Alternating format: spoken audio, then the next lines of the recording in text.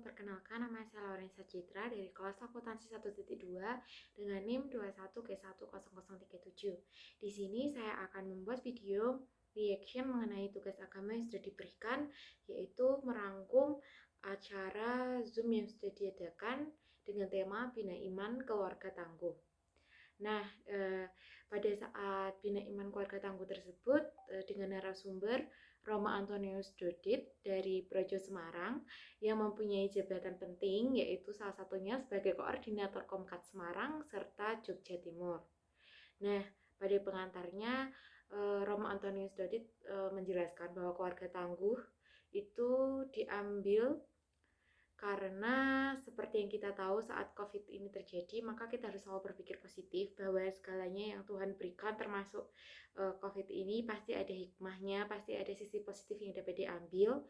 Lalu karena tepat dengan masa Advent, maka Romo Antonius Dodit juga menjelaskan bahwa Advent itu diambil dari kata Adventus dari Latin yang artinya kedatangan, sehingga Advent adalah masa persiapan menantikan kedatangan Tuhan. Lalu selain itu karena adanya COVID, maka setiap keluarga juga diajak untuk lebih tangguh lagi, diajak untuk meneguhkan langkah kita, dan keluarga menjadi salah satu tempat bertumbuh dengan penuh sukacita. Selain itu, pada pengantar, Romo Dodit juga menjelaskan tentang makna dari bentuk lilin Advent seperti bentuk lingkaran, itu berarti melambangkan keabadian Allah. Lalu ada 4 lilin, 3 ungu dan 1 ungu muda atau merah jambu. Lalu ada ornamen corona atau daun-daun segar. Lalu setiap minggu dinyalakan satu persatu sampai lengkap 4 lilin menyala di minggu keempatnya. Nah, di setiap minggunya ada tema-tema pokok perayaan, seperti yang minggu pertama itu ada kedatangan Kristus pada akhir zaman dan ajakan berjaga-jaga. Lalu pada minggu Advent kedua ada pewartaan Yohanes Pembaptis tentang ajakan pertobatan. Lalu pada minggu ketiga ada Yohanes Pembaptis sebagai pembuka jalan bagi hadirnya Yesus Sang Mesias. Lalu pada minggu keempat ada kisah-kisah menjelang kelahiran Yesus. Nah, selain itu, Romo juga menjelaskan mengenai asal dan kata makna Advent seperti yang saya bilang di awal tadi, bahwa Advent adalah masa persiapan menantikan kedatangan Tuhan. Lalu dalam liturgi Gereja Katolik, masa Advent berlangsung 4 minggu dan menjadi awal tahun liturgi yang baru. Nah, lalu ada makna virus COVID sendiri dengan pendekatan ketahanan keluarga seperti temanya keluarga Bina Iman Keluarga Tangguh. Nah, di sini keluarga berperan sangat besar dalam sehari-hari selama adanya COVID, seperti peran ayah dan ibu kembali diasah karena momen kumpul bersama, karena mungkin ada work from home, lalu ada yang sekolah dengan daring. Jadi yang dulunya yang kemarin-kemarinnya sibuk dengan kegiatan di luar rumah, sekarang dikumpulkan kembali di rumah.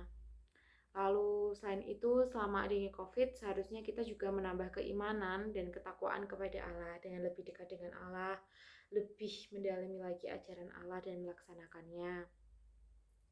Lalu Keuskupan Agung Semarang pada tahun 2022 masih melanjutkan mengemban semangat gereja yang harus diwarnai dengan peningkatan 5 bidang garap, yaitu kekatolikan, kerasulan, kebangsaan, kerjasama dan sinergi serta profesionalitas.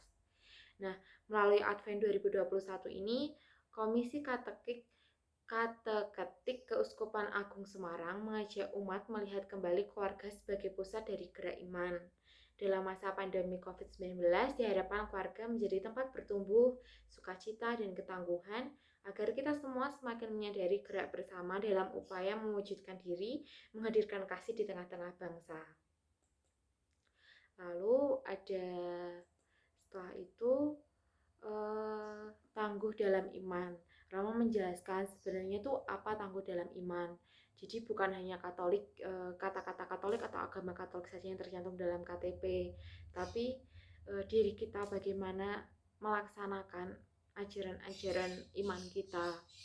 Lalu karena semakin berkembangnya zaman, semakin orang-orang tidak mau belajar tentang kekatolikan, atau yang penting KTP saya udah di Katolik, udah itu aja. Terus Di sisi lain juga ada orang tua yang tidak mau menjadi guru agama untuk anak-anaknya, padahal seperti yang kita tahu, keluarga itu menjadi tempat pertama bagi anak-anaknya belajar. Lalu ada lunturnya kebiasaan Kristiani seperti doa keluarga. Mungkin juga bisa dibilang karena adanya banyak aktivitas sendiri-sendiri, jadi keluarga untuk berkumpul itu semakin sulit. Nah, karena adanya COVID ini, maka kita bisa mengambil sisi positifnya. Kita semakin mempunyai banyak waktu untuk berkumpul dengan keluarga. Lalu dalam hal jodoh mungkin sulit mendapatkan yang seiman karena mungkin seperti pergaulan kita, lalu iman kita mungkin kurang kuat karena dulunya keluarga tidak mengajarkan agama dengan baik, kita sendiri juga tidak ada niat untuk belajar tentang kekatolikan. Selain itu, Romo juga mengatakan, bukan hanya dalam keluarga namun tangguh dalam pendidikan. Tangguh dalam pendidikan itu bukan hanya formalitas, yang dimaksud formalitas seperti nilai, ranking, gelar gitu. Namun juga seperti orang tua juga ikut andil bagian dalam tangguh dalam pendidikan ya, karena selama COVID ini orang tua juga ikut stres karena anak mengajari anak-anaknya seperti itu. Lalu kita sebagai siswa sendiri juga beban pelajaran yang semakin bertumpuk, lalu mungkin waktu untuk bermainnya berkurang, akhirnya kegembiraan dan keceriaan pun juga berkurang. Apalagi ditambah dengan pandemi, jadi stres pembelajaran online karena mungkin kita kurang mengerti dan sebagainya. Lalu selain itu juga ada tangguh dalam ekonomi. Seperti yang kita tahu, selama COVID ini banyak sekali permasalahan ekonomi seperti ancaman PHK, syarat pemasukan, jualan sepi dan sebagainya. Lalu ada pemenuhan kebutuhan sehari-hari, tetapi pendapatan semakin mengharu biru. Jadi kebutuhan sehari-hari itu tetap sama, bahkan melonjak, namun pendapatan kita itu semakin sedikit, apalagi karena COVID. Hasil tabungan yang kita punya pun menipis untuk menutupi kebutuhan-kebutuhan kita. Nah, maka dari itu banyak sekali ada aneka gerakan peduli sosial, apalagi sebagai satu agama Katolik seharusnya kita saling membantu. Selain itu, selanjutnya ada bagaimana sih caranya supaya kita tangguh dalam iman, tangguh buat diri kita sendiri, dalam keluarga kita. Yang pertama, jangan pernah lari dari masalah. Kalau ada masalah, ya kita harus menghadapi, karena masalah juga timbul karena diri kita sendiri. Lalu tidak pernah menyalahkan orang lain saat mengalami musibah. Yang seharusnya terjadi itu kita menghadapi musibah dengan hati yang lapang, mengandalkan Tuhan. Lalu siap sedia mengampuni, karena manusia itu juga penuh dosa. Tuhan saja mengampuni, apalagi kita sesama manusia juga pasti harus saling mengampuni. Lalu selalu mau belajar untuk lebih baik lagi di kemudian hari. Jangan pernah ada kata puas, jangan cepat puas, karena seperti yang kita tahu tuh semakin kita terus belajar tuh maka semakin baik juga, karena nggak ada manusia juga yang sempurna. Lalu syukuri diri apa adanya dengan hati penuh sukacita. Selalu bersyukur, menurut saya pribadi bersyukur itu salah satu hal yang sangat membantu kita untuk merasakan bahagia apapun kondisinya. Kalau kita bersyukur, kalau kita menerima diri kita, kalau kita mencintai diri kita sendiri, itu udah bahagia sekali. Lalu ada positive thinking terhadap masa depan. Yakin aja kalau masa depan itu ada, Tuhan itu udah ngasih masa depan buat kita, tapi kita juga harus berjuang untuk masa depan kita sendiri. Nah, seperti itu. Dengan adanya COVID juga, kita harus lebih dekat juga dengan Tuhan, karena kengerian yang ditimbulkan oleh alam semesta itu membuat kita jadi takut, buat orang-orang jadi takut. Tapi kita harus yakin kalau anak manusia datang dalam awan, maka penyelamatan sudah dekat. Kita harus yakin bahwa Tuhan itu akan menyelamatkan kita, dan kita juga harus berjaga-jagalah senantiasa, berjaga-jaganya dengan pastinya dengan berdoa.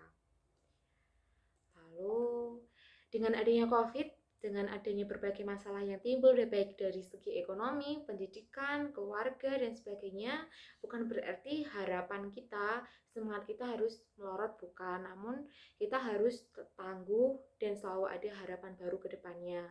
Dengan membangun ketangguhan membutuhkan kebersamaan seluruh anggota keluarga. Dalam sisi terburuk pun keluarga menjadi tempat pulang kita, menjadi tempat berkumpul kita, kita. Maka bersama-sama dengan keluarga saling menguatkan, membangun ketangguhan. Lalu dengan situasi pandemi ini, ujian-ujian yang kita alami, segala permasalahan yang kita alami yang pastinya setiap orang berbeda, itu seharusnya memperkokoh dan mendewasakan iman Katolik kita dan meyakinkan kita bahwa memang hanya Tuhan tempat kita buat meminta, tempat kita bercerita, tempat kita berkeluh kesah. Lalu selain itu kita tidak boleh terus terpuruk, namun harus selalu memandang ke depan bahwa Tuhan akan memberikan harapan yang baru, asalkan kita optimis, percaya, dan yakin. Demikian rangkuman yang bisa saya ambil dari Bina Iman Keluarga Tangguh. Maaf bila ada kesalahan kata ataupun pengucapan. Terima kasih.